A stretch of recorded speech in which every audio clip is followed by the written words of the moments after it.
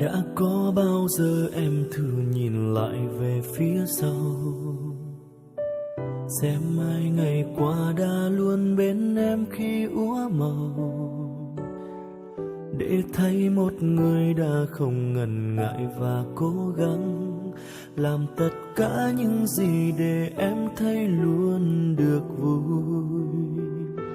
Dù biết là tình yêu không giống như anh mong đợi, dù biết là trái tim em giờ thuộc về ai thôi, nào muốn rằng mình là người đến sau ai như vậy, nhưng tình yêu mà vì em anh chấp nhận.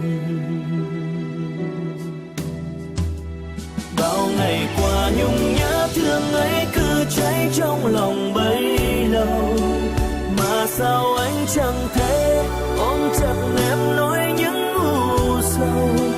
Cứ đơn phương mình anh thôi, yêu thương sao quá xa vời, vì anh nhớ anh gặp em vẫn sau một người.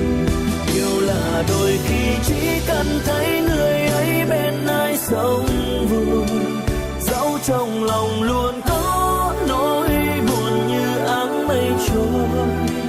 Vẫn mong em sẽ vui bên người, quên em đi dấu yêu một thời, vì tìm được em nhưng anh đến sau nên đành thôi.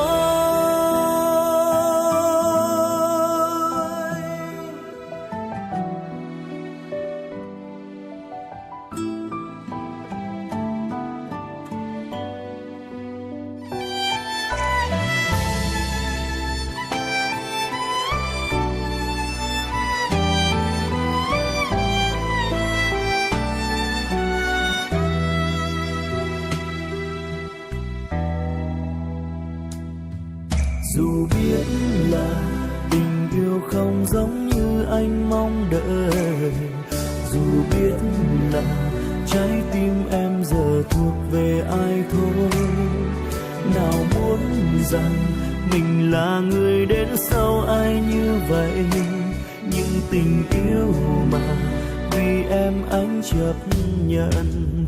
Bao ngày qua nhung nhớ thương ấy cứ cháy trong lòng bấy lâu, mà sao anh chẳng thể ôm chặt em nói những u sầu. Cứ đơn phương mình anh thôi, yêu thương sao quá xa vời, vì anh nhớ anh gặp em vẫn sau một người. Yêu là đôi khi chỉ cần thấy người ấy bên ai sống vui, dẫu trong lòng luôn có nỗi buồn như áng mây trôi. Vẫn mong em sẽ vui bên người, quên em đi dấu yêu một thời, vì tìm được em nhưng anh đến sau nên đành thôi.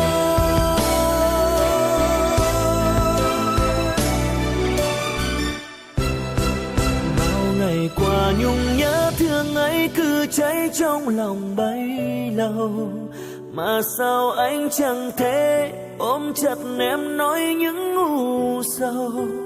Cứ đơn phương mình anh thôi, yêu thương sao quá xa vời, vì anh nhớ anh gặp em vẫn sau một người. Yêu là đôi khi chỉ cần thấy người ấy bên ai sống